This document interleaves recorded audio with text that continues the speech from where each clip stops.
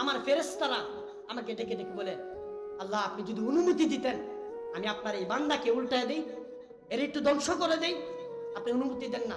আল্লাহ তাআলা কত আদর করে বান্দাকে ডেকে বলে, আমার বান্দা ও চাইলে আমি দেই, ও না চাইলে দিই, ও বলুক আর না বলুক, ও সেজদা দেখ আর না দেখ, ও রুকু করুক আর না করুক, আমি না ওর রব, আমি না ওর আল্লাহ, ও না আমার বান্দা, আমি কেড়ে তার ধ্বংস করে দিব।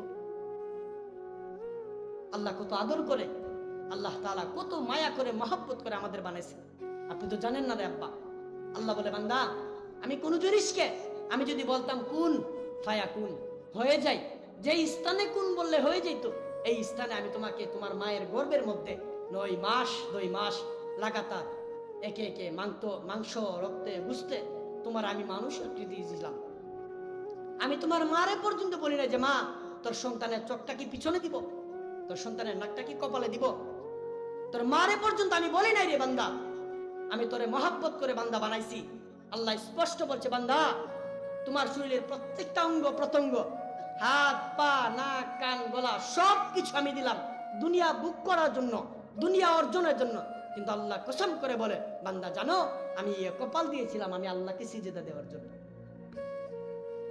কিন্তু আমরা সিজদা দিলাম। আপনারা বলেন এই কপাল দ্বারা এমন কোন কাজ আছে সিজদা ছাড়া?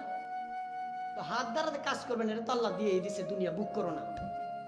কিন্তু কপাল তো আল্লাহ মহব্বত করে বলছে, বান্দা কপাল তো আমি সিজদা দেওয়ার জন্য দিলাম, তাইলে কি তোমারে আমার মসজিদের ইমাম, আমার মসজিদের মুয়াজ্জিন কোনোদিন পাবে না? নাকি জীবনের সিদ্ধান্ত এমনই নিয়ে নিছেন যে আমি আর কোনোদিন ভালো হইব না?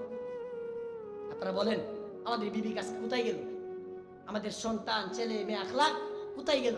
আজকে ঘরে ঘরে কিস্তি, ঘরে ঘরে সুদ, ঘরে ঘরে হারাম ছড়িয়ে পড়েছে।